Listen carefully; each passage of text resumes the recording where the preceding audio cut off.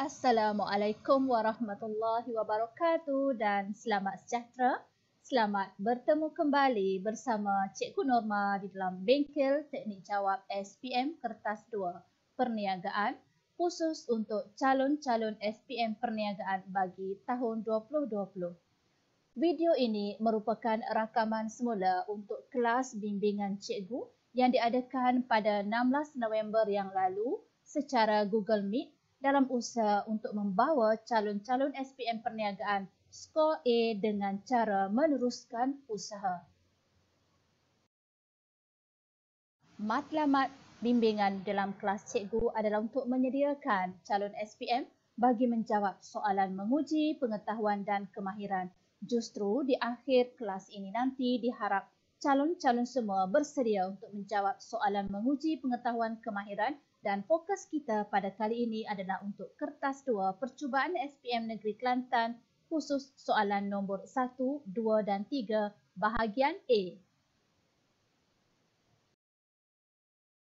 Sepintas lalu, format kertas SPM Perniagaan kertas 2 adalah terbahagi kepada 3 bahagian, iaitu bahagian A mempunyai 6 soalan yang diperuntukkan 10 markah bagi setiap soalan di mana calon hanya perlu menjawab sebanyak 5 soalan dengan jumlah markah 50.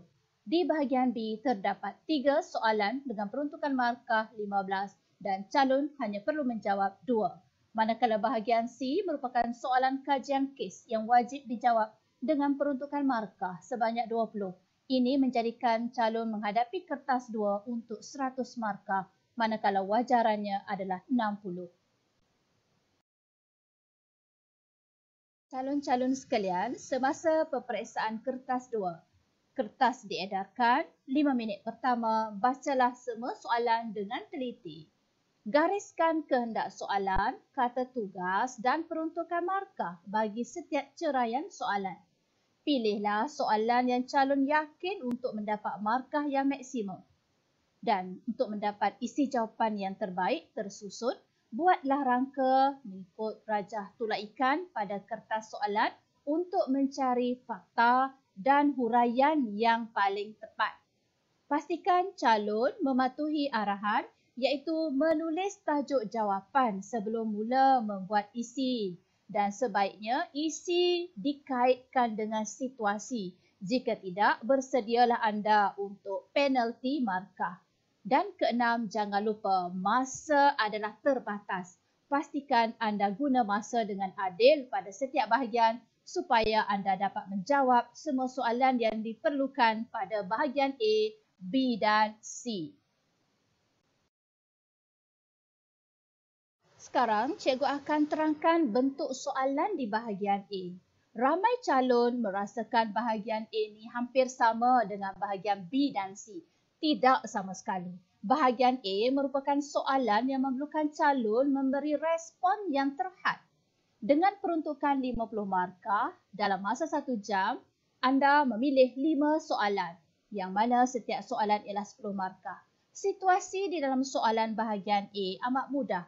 Ia bertanyakan soalan berdasarkan kefahaman, pengetahuan, definisi dari buku teks, ada situasi ringkas dan mudah. Untuk menjawab soalan di bahagian ini, calon diminta menulis jawapan dengan menulis tajuk jawapan dan jawablah secara direct, tetapi ayat pastikan lengkap dan jelas dan perlu diingat ada penalti jika tidak dikaitkan dengan situasi. Baik, calon sekalian, sekarang tiba masa untuk kita melihat soalan percubaan Negeri Kelantan, soalan 1 ceraian A. Soalan berbunyi, terangkan kaedah perniagaan yang digunakan oleh organisasi bukan bermotifkan untung atau OBBU, peruntukan markah ialah 4. Kata tugas soalan ini ialah terangkan, bermakna calon perlu memberikan fakta dan huraian. Kehendak soalan pula adalah kaedah perniagaan OBBU. Seperti mana calon belajar, OBBU menekankan kaedah perniagaan secara percuma, jualan pada harga kos dan jualan pada harga bawah kos. Namun perlu diingat, dengan peruntukan markah sebanyak 4, calon wajib mengemukakan 2 fakta dan 2 huraian. Bagaimana kita nak menulis jawapan? Pastikan anda tulis tajuk jawapan terlebih dahulu seperti ditunjukkan di sini. Tajuk jawapan, kaedah perniagaan yang digunakan oleh OBBU ialah nombor 1, ini dibenarkan calon menulis nombor 1, secara percuma. Maka dengan ini calon dah dapat pun 1 markah untuk fakta 1 yang berwarna merah. Huraiannya, barang dan perkhidmatan disediakan tanpa bayaran. Calon dapat markah untuk huraian 1. Yang kedua, jualan pada harga kos. Itu adalah fakta 2. Bermaksud harga menyamai kos sebenar ataupun harga yang tiada sebarang untung. Dan yang ketiga, jualan pada harga bawah kos. Itu adalah markah untuk fakta 3. Ia bermaksud harga lebih rendah dari kos sebenar ataupun harga yang membolehkan mendapat subsidi kerajaan. Okey, di sini skema menunjukkan ada 3 fakta dan 3 huraian. Dan untuk mendapat markah penuh, calon perlu ada 2 fakta dan 2 huraian. Apakah kesilapan yang selalu dibuat oleh calon pada soalan seperti tadi? Mari kita lihat. Soalannya, terangkan kaedah perniagaan OBBU. Calon suka sekali menulis jawapan fakta sahaja seperti berikut. Kaedah perniagaan digunakan OBBU ialah 1. Secara percuma, 2. Jualan harga kos, 3. Jualan harga bawah kos. Oleh kerana soalan ini adalah terangkan, bermakna calon yang menulis 3 fakta tanpa sebarang huraian hanya layak mendapat 2 markah. Dan kesilapan lain yang selalu dibuat oleh calon bagi soalan seperti ini adalah memberi huraian yang merupakan fakta sahaja, iaitu mengulang fakta. Calon mungkin ingat pemeriksa tidak sedar. Sorry, pemeriksa sangat cekap menanda skrip. Setiap huraian mestilah tepat dan tidak boleh menulis fakta di bahagian huraian. Sila lihat contoh di bawah. Secara percuma, barang perkhidmatan percuma itu ulang fakta 1. Jualan harga kos dijual pada harga kos. Itu ulang fakta 2. Maaf, anda hanya dapat 2 markah. Kita ke soalan 1B. Masih lagi soalan pertama, 1B diberikan situasi seperti berikut. Individu 1 berkata, saya boleh mengurus semua perkara berkaitan pemasaran. Individu 2 berkata, kalau macam tu, kita boleh mendaftar perniagaan mengikut Akta Pendaftaran Perniagaan 1956. Saya akan tumpu kepada urusan pengeluaran. Individu 3 berkata, mengenai masalah ICT, saya boleh selesaikan. Perbualan berikut berkaitan dengan bentuk pemilikan perniagaan. Soalan pertama, apakah jenis pemilikan perniagaan tersebut? 1 markah. Kedua, jelaskan kelebihan pemilikan perniagaan di 1B1, 5 markah. Calon sekalian, soalan ini mesti dirujuk kepada situasi. Sekarang, mari cikgu tunjukkan cara menjawab soalan tadi. B1. Apakah jenis pemilikan perniagaan tersebut? Soalan kata tugas apakah bermakna respon yang diminta adalah memberi fakta yang tepat. Kehendak soalan ialah jenis pemilikan perniagaan. Kita boleh lihat dari situasi tadi apabila 3 individu bersepakat, bersama-sama sepakat. Dan soalan ini 1 markah, maknanya hanya ada 1 fakta paling tepat berdasar situasi. Cara menulis jawapan? Pastikan anda menulis tajuk jawapan. Jenis pemilikan perniagaan ialah perkongsian. Nampak dengan jelas 3 orang berpakat bersama-sama, maka ia adalah perkongsian. 1 markah. Kesilapan di sini apabila calon menulis jawapan tanpa tajuk. Seolah-olah dia menyenaraikan jenis bentuk milikan. Contohnya, dia menulis perkongsian. Kita akan penalti kerana dia tidak merujuk kepada jenis pemilikan perniagaan. Soalan 1B2. Jelaskan kelebihan pemilikan perniagaan di 1B1, 5 markah. Kata tugas jelaskan bermakna calon perlu beri huraian berserta contoh. Kehendak soalan kelebihan pemilikan perniagaan 1B1 iaitu perkongsian tadi. Markah 5. Sekurang-kurangnya calon perlu mengemukakan 5 huraian tepat berdasar situasi. Bagaimana nak mula jawab? Tulis tajuk jawapan dahulu. Lihat contoh jawapan. Kelebihan pemilikan perniagaan di 1B1 ataupun kelebihan pemilikan perniagaan perkongsian ialah pertama, modal lebih besar. Apakah huraian yang boleh kita dipkan untuk modal lebih besar? Tambahkan jawapan dikumpulkan dari 3 orang rakan kongsi. Kerana dalam visual rajah tadi ada 3 individu. Kedua, mudah ditubuhkan, tidak banyak peraturan. Huraian dipnya apa? Hanya perlu mengisi borang A secukupnya dan borang P&A 42. Ketiga, risiko kerugian disebarkan. Huraian dip, pemilik tidak menanggung kerugian seorang diri.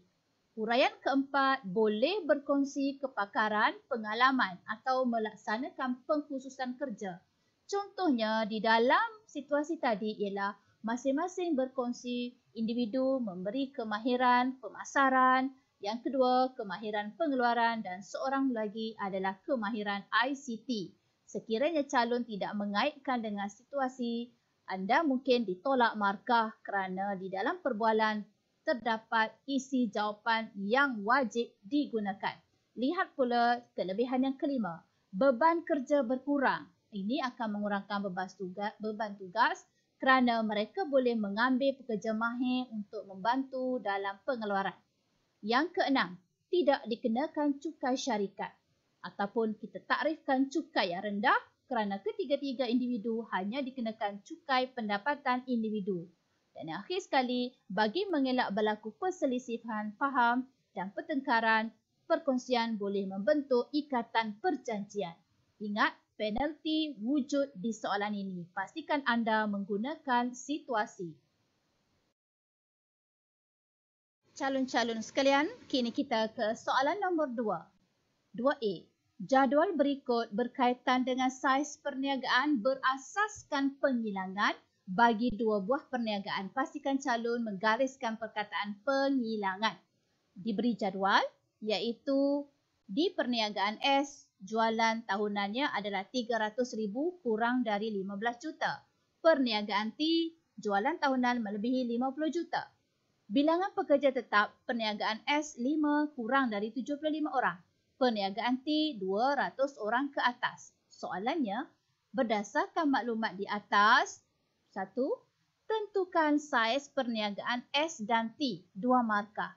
Baik, calon sekalian, kata tugas tentukan bermakna hanya ada 1 jawapan untuk saiz S dan 1 jawapan untuk saiz T, 2 markah. Maka dari lihat kepada jualan tahunan dan bilangan pekerja tetap di bawah penghilangan, kita tahu takrif S ialah saiz kecil dan T adalah saiz besar. Pastikan calon menulis tajuk jawapan untuk mengelakkan anda kena penalti. Saiz perniagaan S dan T ialah S saiz kecil, T saiz besar. Seandainya calon tidak menulis tajuk jawapan, anda akan dipenalti di soalan ini. Soalan 2A2. Jelaskan kelebihan saiz perniagaan S berbanding dengan saiz perniagaan T, 4 markah. Baik, calon sekalian, soalan ini mempunyai aras kesukaran yang lebih tinggi kerana calon perlu menganalisis kelebihan S. Pada masa yang sama, calon perlu membandingkan dengan T. Ada 2 kehendak dalam soalan ini. Jangan risau, soalan ini tidaklah sesukar anda menghadapi kertas admit ya. Baik, pastikan anda menulis tajuk jawapan terlebih dahulu. Kelebihan perniagaan S berbanding perniagaan T ialah, okey, S tadi merujuk kepada saiz kecil, maka kelebihannya dari sudut cost overhead yang rendah. Untuk elak anda kena penalti, anda boleh terus menulis. Perniagaan S cost overheadnya rendah tetapi perniagaan T cost overheadnya tinggi atau besar. Ya, sekurang-kurangnya sekali anda buat perbandingan bagi memenuhi syarat soalan. Huraian untuk cost overhead rendah ialah kos operasi, contohnya gaji hanya menggaji 5 orang buruh. Ini gaji yang kecil berbanding perniagaan T dengan bilangan pekerja 200 orang lebih. kos operasinya tinggi. Sekiranya calon boleh dip jawapan sedemikian, anda selamat pada soalan ini. Huraian kedua, perniagaan S cepat menyelesaikan masalah atau rungutan pelanggan berbanding perniagaan T. Huraian dalam lagi, deep lagi. Bagaimana diselesaikan masalah? Mengambil tindakan segera berbanding perniagaan T yang ada banyak kerana birokrasi. Dan perniagaan S kurang hadapi birokrasi. Yang ketiga, perniagaan S lebih fleksibel berbanding T, di mana mereka mudah mengubah strategi perniagaan. Perhatikan jawapan warna merah adalah kontra, iaitu kita buat perbandingan dengan T. Perniagaan S juga boleh membuat keputusan dengan mudah kerana ahli pemiliknya sendiri yang terlibat dalam pengurusan berbanding perniagaan T yang perlu keputusan mesyuarat sebelum membuat keputusan. Yang keempat, kos upah yang rendah pada perniagaan S ataupun kos upah yang murah berbanding perniagaan T.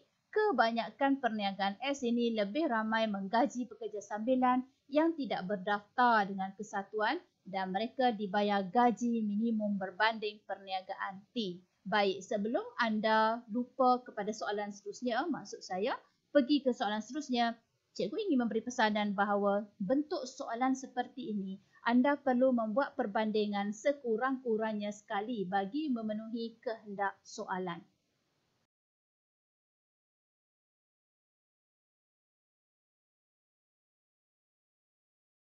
Soalan 2B. Maklumat berikut berkaitan dengan kadar pengangguran di Malaysia. Julai 14, 2020, Putrajaya. Kadar pengangguran di Malaysia meningkat kepada 5.3% pada Mei tahun ini yang mencatatkan 826,100 penganggur menurut Jabatan Perangkaan.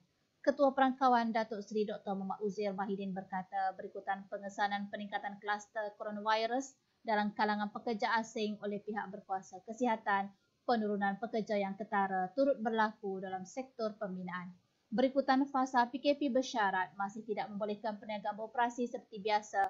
Kumpulan pekerja ini telah dan berisiko tinggi untuk kehilangan pekerjaan dan pendapatan sumber daripada sinar harian pengangguran di Malaysia. Cikgu baca soalan macam baca berita kan? Baik, soalannya. Apakah jenis pengangguran tersebut? 1 markah.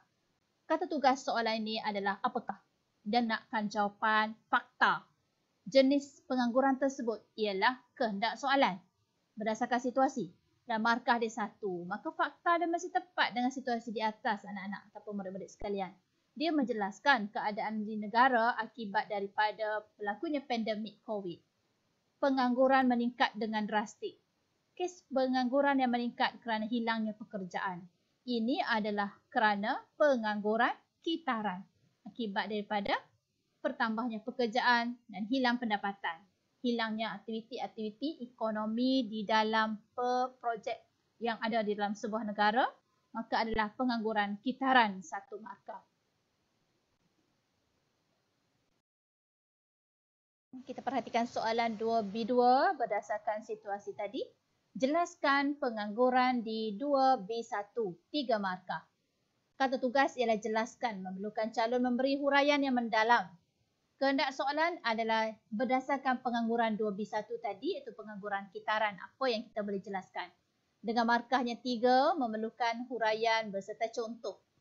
Maka calon seperti biasa, tulislah tajuk jawapan.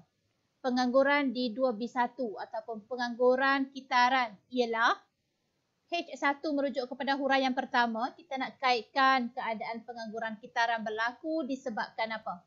Ia berpunca daripada kemelesetan ekonomi ataupun dipanggil deflasi. Apa maksud deflasi? Perniagaan kehilangan sebahagian pendapatan. Perniagaan merujuk kepada organisasi peniaga industri yang ada, hilang sebahagian pendapatan. Apakah huraian mendalam berdasarkan situasi tadi? Kita boleh ambil daripada petikan, iaitu memang pewajib ambil. Kalau kita tak ambil nanti penalti. Iaitu keadaan di mana organisasi tidak mampu membayar gaji pekerja, syarikat menjadi muflis atau rugi, perniagaan yang ada tidak boleh beroperasi seperti biasa.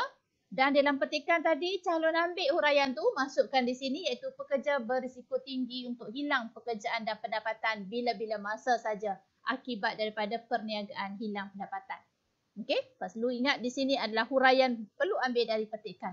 Baik, ada lagi tak huraian boleh kita gunakan? Ya, sekiranya soalan ini diuji dengan markah yang besar, pastikan calon terus menulis lagi apakah yang berlaku pada situasi pengangguran kitaran. Iaitu majikan terpaksa mengurangkan bilangan pekerja. Kalau kita lihat dalam petikan tadi, disebut dia telah memberhentikan pekerja yang menyebabkan pengangguran sebanyak 826,100 orang. Ini adalah contoh berlakunya akibat deflasi. Jadi kalaulah soalan ini diuji dengan markah yang besar, calon kena kaitkan dengan dasar-dasar kerajaan. Iaitu H4, kerajaan perlu menjalankan dasar fiskal, iaitu meningkatkan perbelanjaan ataupun memperkenalkan percukaian baharu yang boleh memberi pendapatan kepada negara dan membantu industri untuk wujud kembali. Yang kelima, kerajaan perlu melaksanakan dasar keuangan iaitu menurunkan kadar faedah bagi menggalakkan aktiviti pelaburan. Jadi, soalan ini adalah bermula daripada penjelasan deflasi membawa kepada penyelesaian. Baik, calon sekalian, kita sampai ke soalan yang ketiga di bahagian A, 3A. Rajah 1 menunjukkan catatpai kadar peratusan share pasaran yang wujud bagi perniagaan perkhidmatan Dobi di Kota Baru. Diberi catatpai menunjukkan perniagaan Ramli memegang share pasaran sebanyak 60%, perniagaan Tan 15%, perniagaan Sani 25%. Rajah 1. Berdasarkan maklumat dalam catatpai, jelaskan share pasaran perniagaan Ramli 4 markah. Seperti mana yang kita tahu, soalan ini adalah situasi dengan kata tugas jelaskan bermakna perlu beri huraian yang mendalam. Kehendak soalan adalah share pasaran perniagaan Ramli yang kita lihat dalam rajah catatpai dia pegang 60% tu. Dan markah dia 4 bermakna deep lah jawapan calon. Maka bagaimana kita nak tulis jawapan? Share pasaran perniagaan Ramli ialah merujuk kepada bahagian peratus penguasaan jumlah pengguna yang menggunakan perkhidmatan Dobi. Ataupun kita kata peratus penguasaan pengguna yang mendobi di perniagaan Ramli, 60%. Ya, 60% tu pun markah tapi kita nak asingkan jawapan tu di dalam huraian lain. Berbanding dengan pesaing perniagaan tersebut. Berbanding dengan pesaing. Kita tak payah sebut lagi siapa pesaing dia tapi kita kata berbanding dengan pesaing. Yang ketiga, perniagaan Ramli berjaya menguasai share pasaran iaitu memegang 60%. Dapat lagi markah. Yang keempat, berbanding pesaing iaitu Sani hanya 25%, Tan hanya 15%. Yang kelima, perniagaan yang menguasai share pasaran terbesar iaitu Ramli ini dia akan jadi pemimpin pasaran. Yang keenam, strategi pemasaran perniagaan Ramli yang berjaya ni akan diikuti oleh pesaing-pesaing lain iaitu Sani ataupun Tan. Seolah-olah kita kata banyaklah pesaing yang follow dari belakang. Itu yang dikatakan diikuti tu. Akhir sekali kita akan kata perniagaan Ramli akan terus kekal di pasaran ataupun akan mendapat keuntungan yang tinggi. Murid-murid sekalian, kita ke soalan 3B. Masih lagi berkaitan dengan soalan bab 4 di dalam buku tingkatan 4. Biasalah kedudukan soalan bagi bahagian A ialah soalan yang ketiga ni di bahagian-bahagian fungsian. Baik, 3B. Maklumat berikut berkaitan dengan peranan satu bahagian fungsian dalam organisasi perniagaan. Diberi maklumat. A. Melibatkan penyelidikan dan pembangunan tentang produk baharu. B. Membuat penambahbaikan terhadap produk yang sedia ada. C. Wujud dalam kebanyakan industri dan rekaan produk. Jelaskan tujuan bahagian fungsian ini diwujudkan. 3 markah. Lagi sekali soalan bertanyakan jelaskan. Kata tugas jelaskan memerlukan calon memberi huraian yang mendalam. Kehendak soalan pula adalah tujuan bahagian fungsian ini diwujudkan. Markah 3. Baik calon sekalian, tak dinyatakan bahagian fungsian mana. Maka calon kena terjemahkan bahagian fungsian ini apa. Barulah calon boleh memberi huraian. Ini juga adalah markah. Dan perlu diingat, calon perlu menulis tajuk jawapan. Tajuk jawapan. Bahagian fungsian ini diwujudkan ialah bahagian fungsian R&D ataupun penyelidikan dan pembangunan. 1 markah apabila kita menyebut bahagian fungsian ini. Huraian yang mendalamnya adalah untuk untuk meningkatkan tahap pengeluaran atau meningkatkan tahap produktiviti. Perhatikan huraian yang kedua ini. Adakah ayat ini sama dalam maklumat di atas? Cuba calon perhatikan. Ada tak perkataan meningkatkan tahap pengeluaran ini terdapat di dalam 3 maklumat di atas? Tak ada. Kenapa? Kerana soalan ini bertanyakan tujuan. Sedangkan di bahagian atas tadi adalah peranan. Bermakna kehendak soalan ini jelas. Dia tanya tujuan. Jadi untuk meningkatkan tahap pengeluaran. Bukannya untuk melibatkan R&D.